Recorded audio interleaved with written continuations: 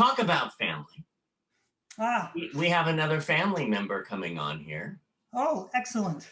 We have the wonderful, as you're introducing me to her today, Cara Reedy. That's right. Yeah, one of the really great things that's occurred as a result of the work with Dredif and the revitalization of that Judy did through her Hi Cara, Right. with her report at Ford, was we started looking at how are we going to get, one of the things that we have to do is get more disabled people in media, working in media, whether it's as screenwriters or as producers in Hollywood, or whether it's reporters or editors in the newsrooms. The things that people encounter are the same. And they might take a slightly different flavor depending on the vocation that you have, but the prejudice that people encounter, the discrimination they encounter, who gets opportunities and who doesn't, are really much the same. And it was doing that work and sort of, doing all of the work that Dredip does, where I met Cara a number of years ago. And we got to talking about sort of these themes and these issues and who gets a chance to do it and who doesn't. Right. And it was very immediately clear to me that Cara was the person that we needed, to what the Disability Media Alliance Project needed in 2006 and 2007 was very different than what it needed in 2020 and 2021. And if we needed somebody to kind of take it to that next level, Right. it couldn't be an outsider like myself, who was always sort of media adjacent. I knew how to pitch a story, I know how to frame a story, I know how to place a story, but I was never in the newsroom. I was never somebody that had a day-to-day job as a journalist. Where Cara, you worked for CNN for 10 years. I did. I did. 10 long years. And then a little bit at NPR, and I did a documentary for The Guardian. So I understand newsrooms and like how they function, which I think is something that you kind of have to, in order to change something, you have to like know where everything's hidden and what trigger points to hit. And if you don't, like the media is its own animal, and they kind of stay separate. And especially with journalists, they stay separate so that they don't seem biased. But the problem is that when you're in a vacuum, Yeah, and you don't let other people in to tell stories that maybe you don't know, and you keep hiring from the same 5 schools, and everybody looks exactly the same. What stories are you telling? Like you're telling your perception of everyone else's stories. And granted, like everyone should be in the newsroom, so I'm not saying kick the people out that are there, but right. you need to expand who's in the room in order to give a full picture of the story. And if you only expand it and have one person out of that group in the room, that person's not going to be successful.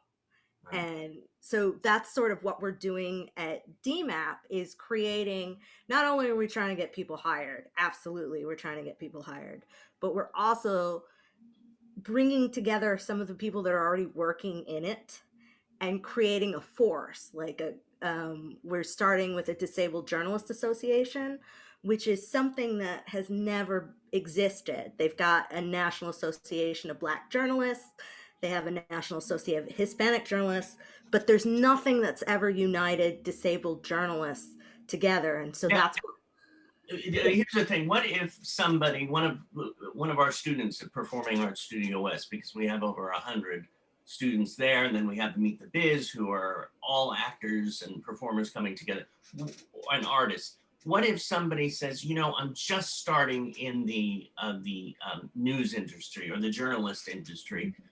How would I go about it? And they might not have a disability. well, it's starting in the news industry. It's the best thing to do is get an internship. Those are hard to get though.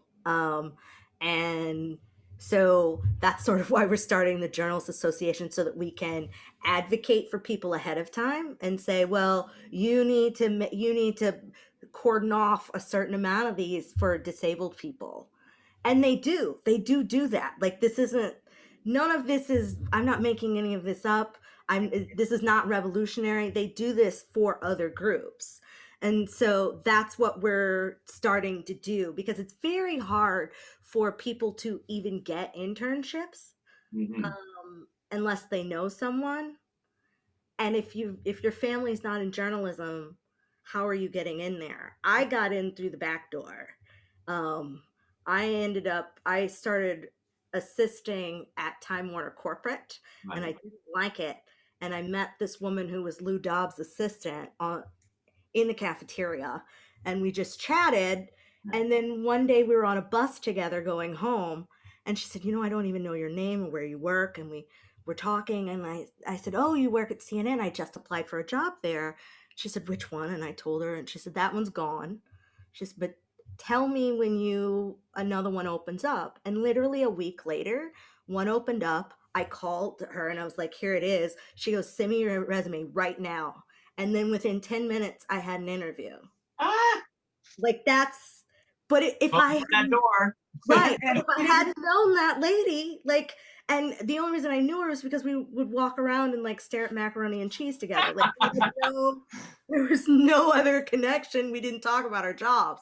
Yeah. So like, you kind of never know where stuff like this is gonna happen. But what we want to do at DMAP, not just for journalists, but we want to kind of pool Lawrence and my, you know, pool of people that we know and Mhm. activate them for disabled people, Yeah.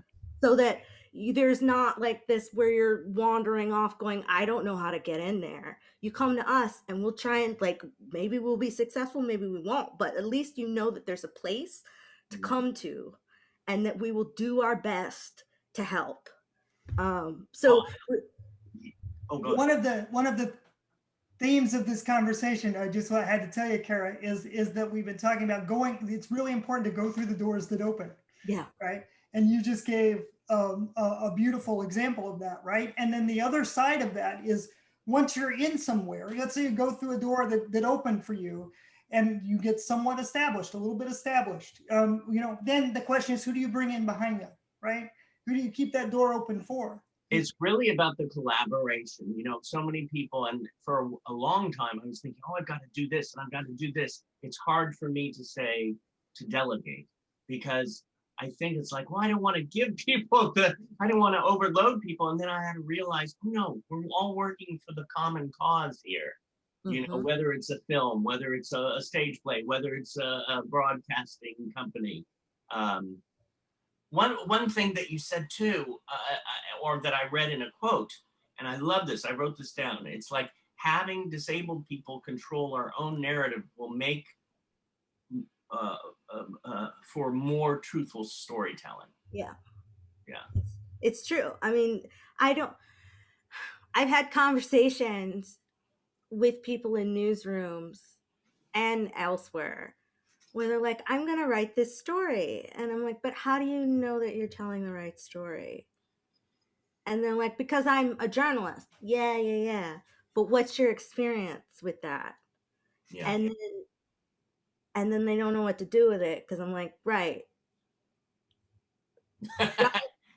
Like, we did a Read training recently, to give you an example. We did a training recently where one of the examples we used was that there was a young person with Down syndrome in their 20s who had their own business, and they had a successful business. It was a food truck.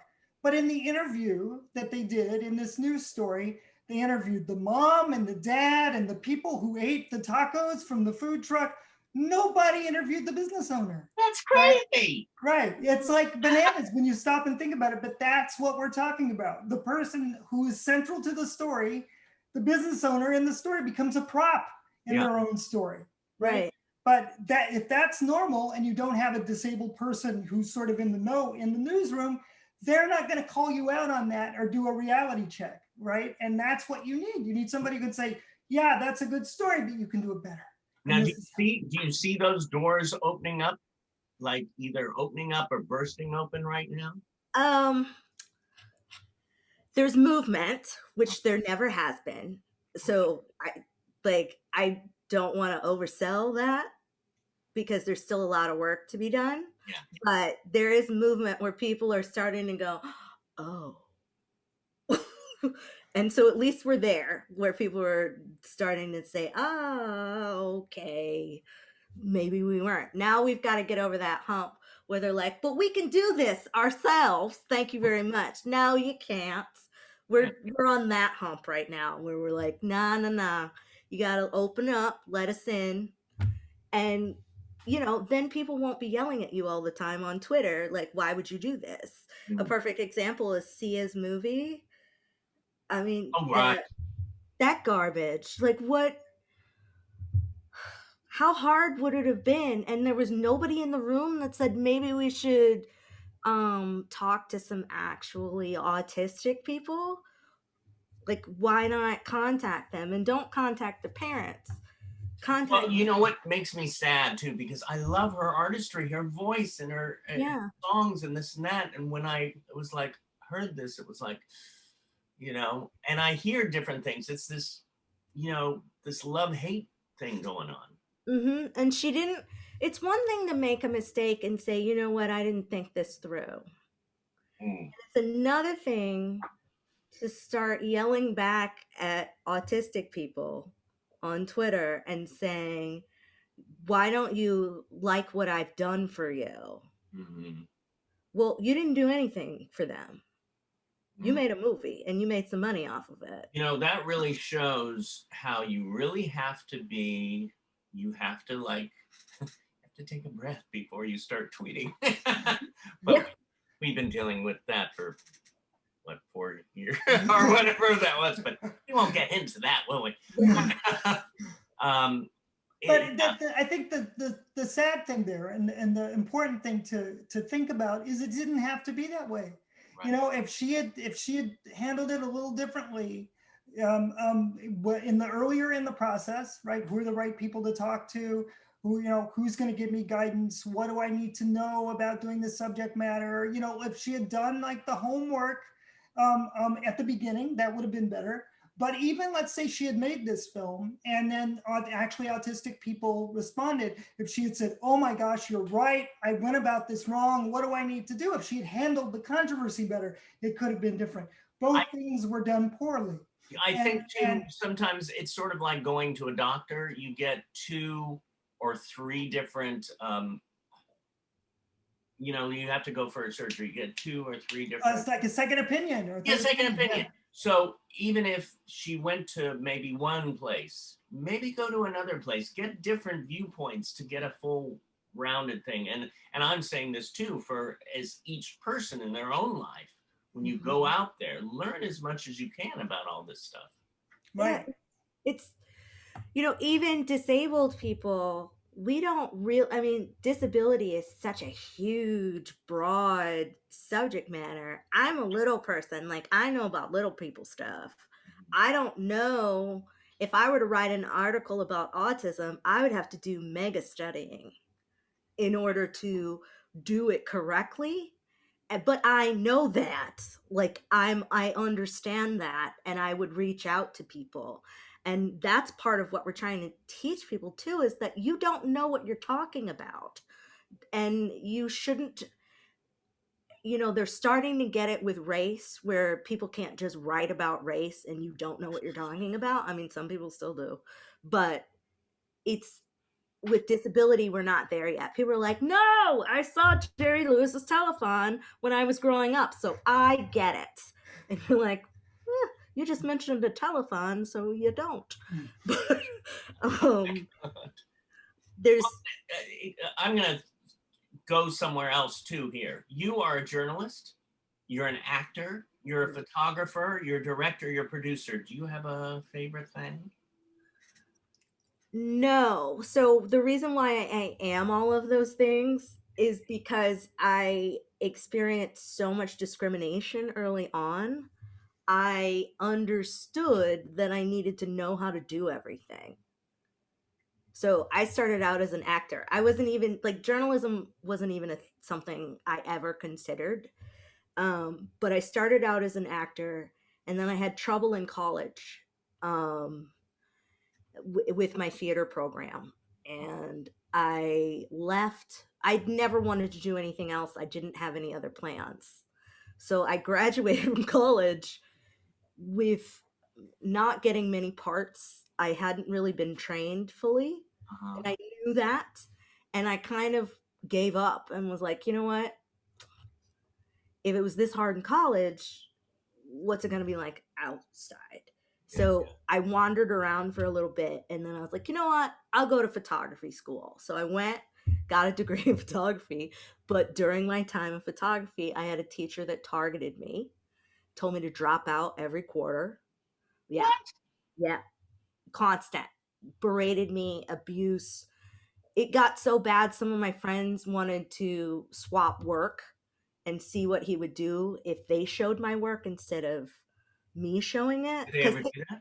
No, because I wouldn't let him because I knew what would happen. Like if he found out, it would just he He would had just some issues to deal with. he had a lot of issues.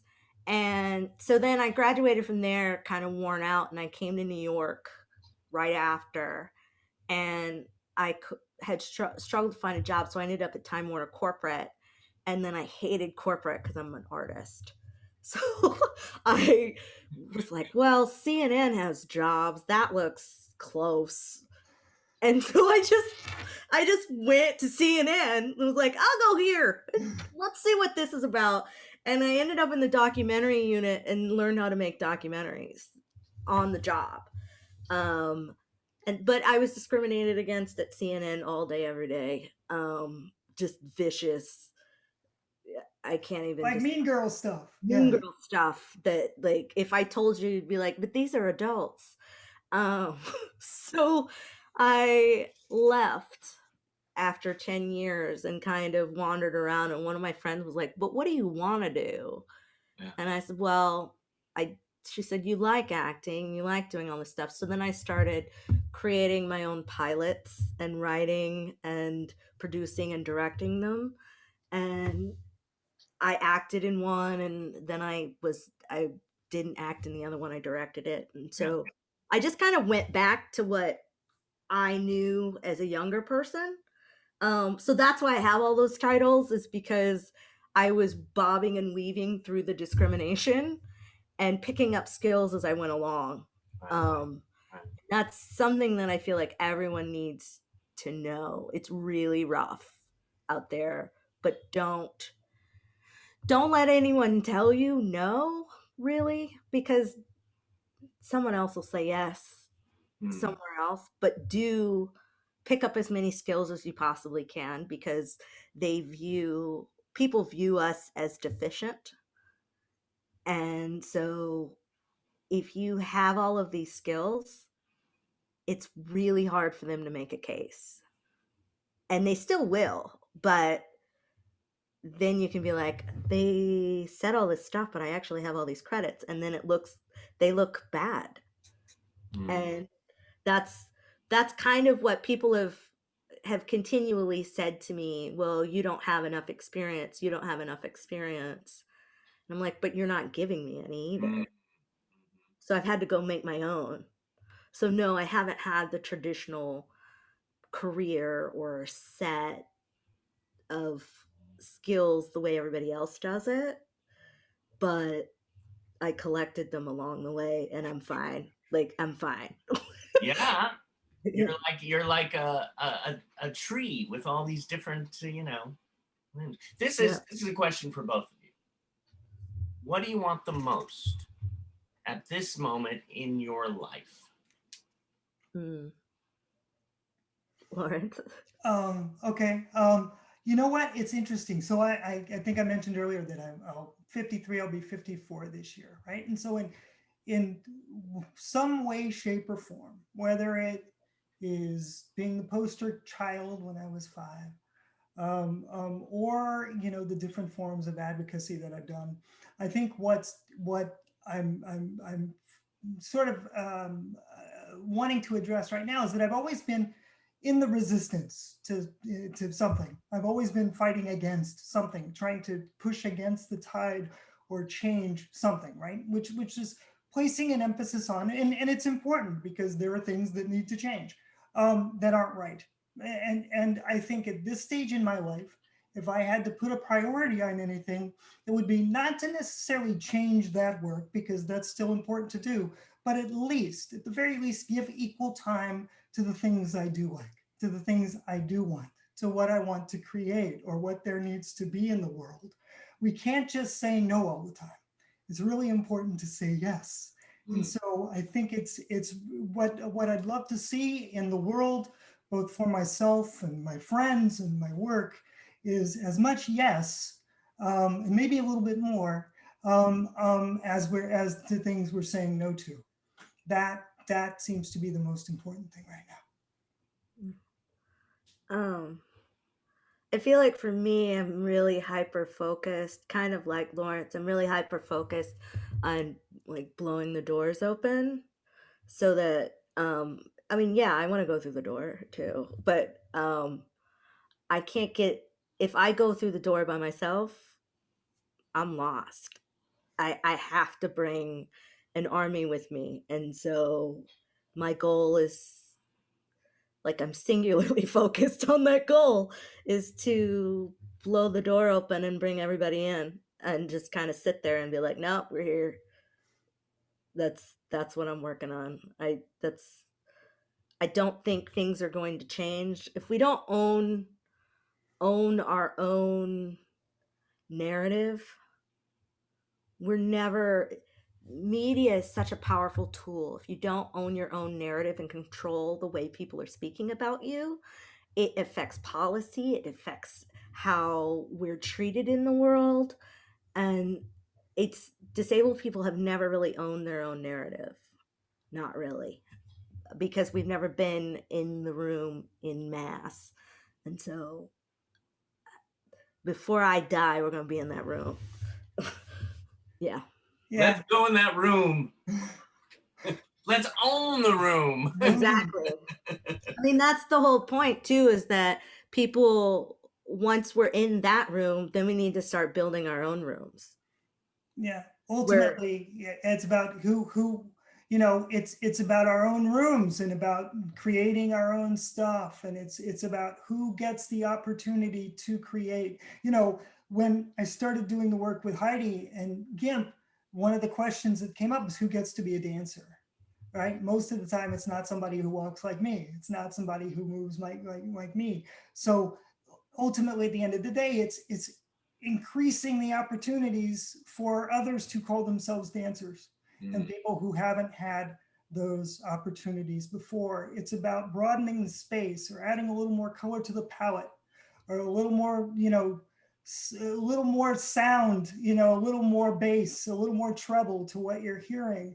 It's about increasing the options and the opportunities, really. I think it's ultimately, at the end of the day, it's bigger.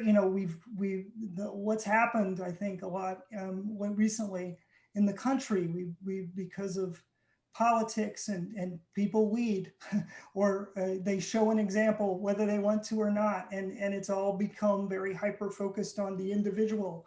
And I don't talk about being a person with a disability anymore. I talk about disability communities, and I talk about the fact that there's more than just one of us out there. There's a whole bunch of us.